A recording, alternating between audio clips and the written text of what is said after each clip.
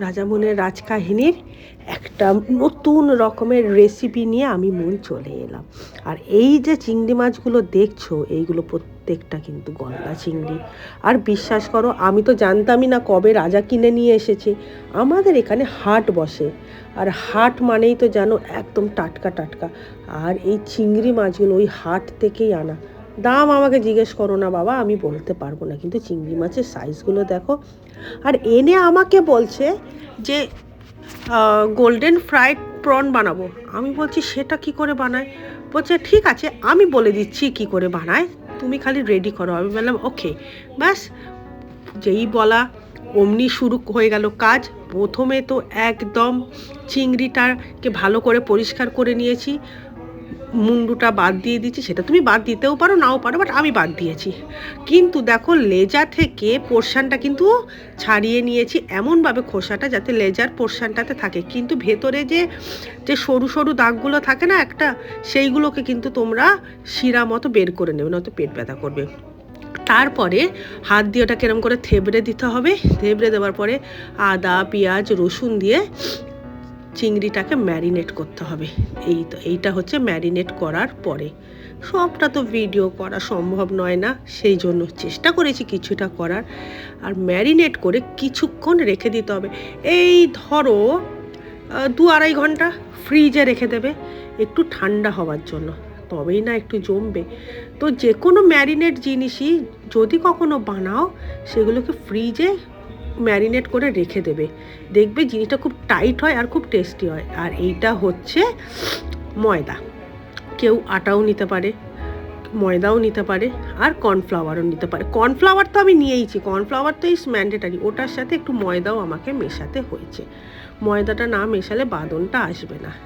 আর এই যে, আর সাথে একটু লোটে মাছ ছিল, সেই জন্য সেটাও এটার সাথে মিশিয়ে দিয়েছিলাম। ফ্রিজ থেকে বের করার পরে এই হচ্ছে অবস্থা। আর একটা ডিম, বেশি ডিম নষ্ট করে তো লাভ নেই, ডিমের যে এখন দাম, আমার একটা ডিমেই হয়ে গেছে। এবার ডিমটাকে খুব সুন্দর করে ফেটাতে হবে।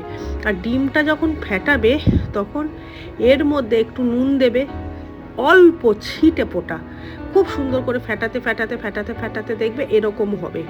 তার মধ্যে ময়দাটা মেশাবে, তোমরা অল্প ময়দা মেশাবে ডিমটার ভেতরে। আর ওই কর্নফ্লাওয়ারটার মধ্যে অল্প ময়দা মেশাবে, এক গাদা ময়দা কখনোই মেশাবে না। ওই দেখো আমি একটু মেশাচ্ছি ময়দা, কেননা সুন্দর কালারটা আসার জন্য। এবার দেখো ফাটাতে ফেটাতে ফেটাতে ফেটাতে যখন একদম টাইট হয়ে আসবে, তখন একটু জল দেবে পরিমাণ মতো, একটু জল দেবে, তাহলে জিনিসটা ঘন হবে। মানে কি বলো দেখি, খুব ঘনও হবে না আবার খুব পাতলাও হবে না, যেটা ব্যাটারটা তৈরি হয়।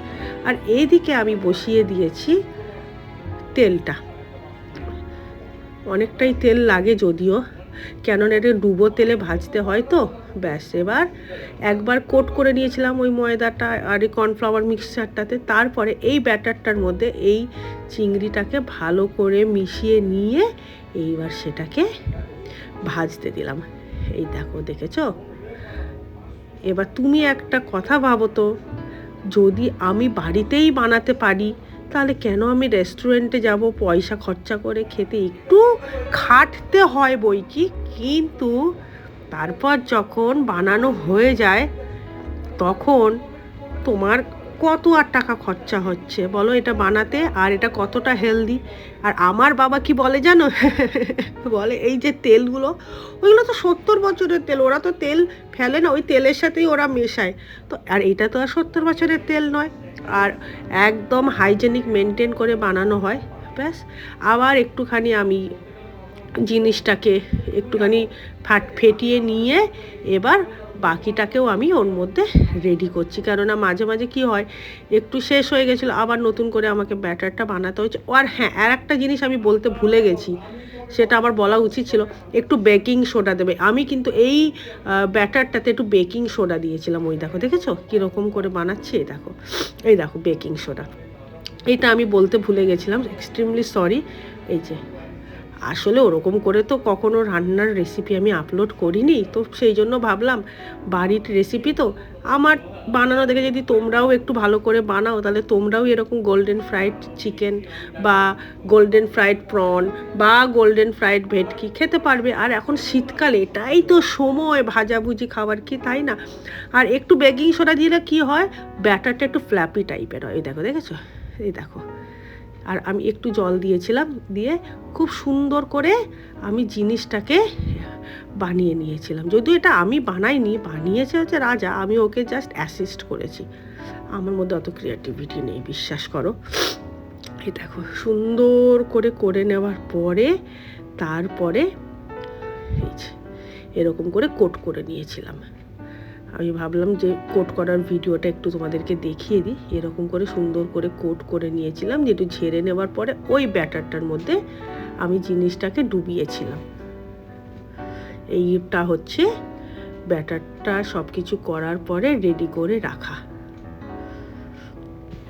কোট করার পরে তারপরে ভেজে নিলাম, আর ভেজে নেওয়ার পরে এই যে এইটা হচ্ছে ফাইনাল লুক। বলো তো, এই রেসিপিটাই যদি তুমি রেস্টুরেন্টে যাও কত টাকা লাগবে?